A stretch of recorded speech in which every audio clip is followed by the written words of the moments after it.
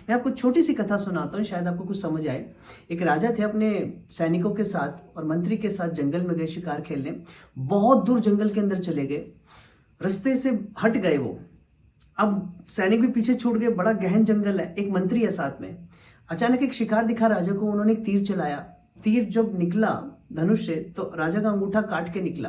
अंगूठा जो है उससे खून बहने लगा और मंत्री ने जैसे तैसे आसपास की जड़ी बूटियां ली, कपड़ा फाड़ के उसको बांधा। तो राजा ने बोला कि मंत्री, हमारा तो अंगूठा कट गया, बहुत बुरा हुआ ये। हम जैसे जो राजा लोग हैं युद्ध में अंगूठे की सहायता से तो लड़ाई करते हैं, तलवार चलाते हैं, तीर चलाते हैं, बड़ा नुकसान हो गया। मंत्री जो थे वो बहुत बड़े भक्त थे, बड़े साधु व्यक्ति थे। उन्होंने मुंह से पता क्या निकला, राजा भगवान जो करते हैं मंगल के लिए करते हैं, जरूर इसके पीछे कोई फायदा है। अब भाई किसी का अंगूठा कट गया, खून निकल रहा हो, अगर आप कुछ हेल्प नहीं कर सकते तो चुप रहना चाहिए। पर मंत्री ने सच बोला था, पर राजा को समझ नहीं आया और राजा को इतना गुस्सा आया, उस समय कुछ बोला नहीं क्योंकि मंत्री ने हेल्प की थी। पर ना वो मंत्री की बात दिल में चुप गई। अब ना जब वो जा रहे हैं ना तो राजा सोच रहा है कि इसने मुझे क्या, भगवान जो करते हैं अच्छा करते हैं, इसको मैं सबक जरूर सिखाऊंगा। एक सूखा कुआं था, मंत्री को दिखा नहीं पर राजा को दिख गया। राजा ने उसको धक्का दे दिया, मंत्री कुएं में नीचे गिर गया और जो है राजा चुपचाप वहां से निकल गए। मतलब मंत्री को कुएं में जंगल के, घनघोर जंगल के बीच में छोड़ के निकल गए। राजा आगे गया, आगे जाके ना बहुत सारे डाकू थे, वो ना किसी बलि के लिए मनुष्य को ढूंढ रहे थे। राजा मिल गया, उन डाकू को पता थोड़ी है राजा, पकड़ लिया उसी को। युपकुष्ठ जहां पे गला डालते हैं बकरे की जगह, वहां पे राजा को फंसा दिया।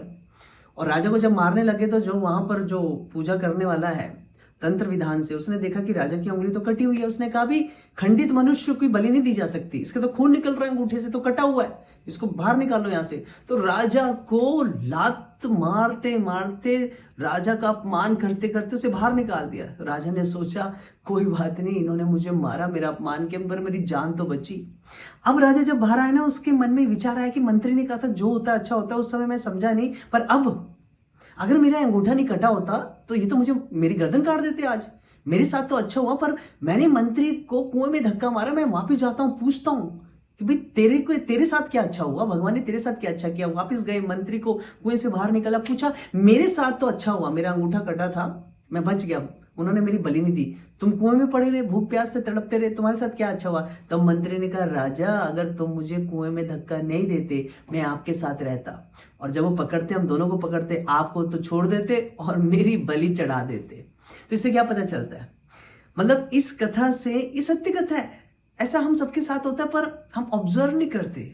हम इस चीज को सही दृष्टि से, सही दृष्टिकोण से देख नहीं पाते कि हमारी लाइफ में बहुत कुछ ऐसा हुआ है कि जब वो बुरा हो रहा था ना, हम रो रहे थे, हम तड़प रहे थे, हम सहायता मांग रहे थे, दुनिया वालों ने हमें ठुकराया, दुनिया वालों ने हमें परेशान किया, मेरी बहुत परीक्षाएं हुई। कई लोग ऐसे बोलते हैं, पर मैं कहता हूं कि उस समय से जब आप थोड़ा आगे गुजर जाते हो ना, उस पीरियड से थोड़ा आगे गुजर जाते हो और पीछे मुड़ के जब आप देखते हो ना, तो मैं निश्चित रूप से, अगर आप समझदार हैं तो मैं कह सकता हूं कि आपको यकीन होता होगा कि कुछ हुआ जो आपकी लाइफ में स्ट्रगल हुए ना, उन स्ट्रगलों ने आपको बहुत आगे बढ़ाया है, उन स्ट्रगलों ने आपकी लाइफ को चेंज किया, उन्होंने आपका रूपांतरण कर दिया। Those changes totally transformed you.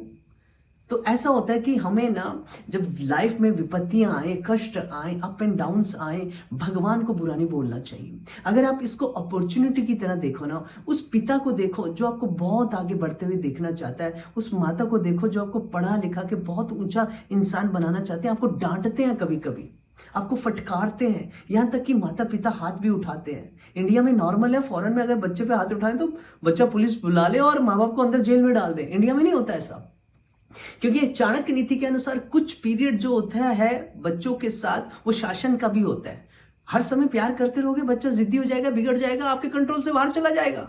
Chanakya और हमारे शास्त्र कहते हैं शासन और पालन, ताड़न और पालन दोनों चलना चाहिए, प्यार भी और डांट भी। तो हमारे यहाँ पे अगर माँ बाप बच्चों को जब डांटते हैं, जब बच्चों पे शासन करते हैं, बच्चे को बुरा लग सकता है, बच्चे को ऐसा फील हो सकता है मेरा अपमान हो रहा है, मुझे गालियां दी जा रही है, मुझे मारा जा रहा है। भाई किस लिए? तेरे को माँ बाप का इतना सा शब्द बर्दाश्त नहीं हो रहा, पर तू माँ बाप की इतनी मेहनत जो वो कर रहे हैं तेरे लिए, वो नहीं देख पा रहा ना। तो वो नहीं देख पा रहा कि सुबह से शाम तक उन्होंने अपनी जिंदगी का एक एक क्षण तेरे लिए कुर्बान कर दिया। अब ऐसा बच्चा जो अज्ञ हो, जो समझता ना हो, इन सब चीजों को, वो माँ बाप की बुराई देखेगा। बिल्कुल हम भी ऐसे बच्चे हैं, अगर भगवान हमारे साथ कुछ परीक्षा लेते हैं, पहली स्टेप में फेल हो जाते हैं, हम बाहर निकल जाते हैं गेम से, हम भगवान को ही दोष दे देते हैं, तो फिर टेस्ट कैसे लेंगे, हमको कैसे आगे बढ़ाएंगे। इसलिए कभी भी जब भगवान हमारी परीक्षा लें, जीवन में ऐसी परिस्थितियां आए, हमेशा एक चीज पे विश्वास रखें, भगवान जो भी करते हैं ना, उसके पीछे कोई ना कोई कारण छुपा होता है, मंगल छुपा होता है। एक भक्त ने तो बड़ी अच्छी बात बोली, कहते हैं आप सब कुछ कर सकते हो, मैं चैलेंज करता हूं भगवान, आपको एक काम नहीं कर सकते आप। वो कौन सा? वो ये कि आप चाह कर भी कभी किसी का बुरा नहीं कर सकते, चाह कर भी। सोचिए, जब हम किसी को सुप्रीम बोल देते हैं और ये मान लेते हैं कि भगवान है, उसके बाद we don't have any right to जज हिम इन एनी वे। हमारे पास कोई अधिकार नहीं रहता। अगर एक बार किसी को हमने उस पदवी पे बैठा दिया ना, फिर हम ये नहीं बोल सकते आप ये कर सकते हो, वो सब कुछ ही कर सकते हैं। पर यहां भक्त चैलेंज दे रहे हैं कि आप ये काम नहीं कर सकते, वो ये कि कभी भी आप किसी का बुरा नहीं कर सकते।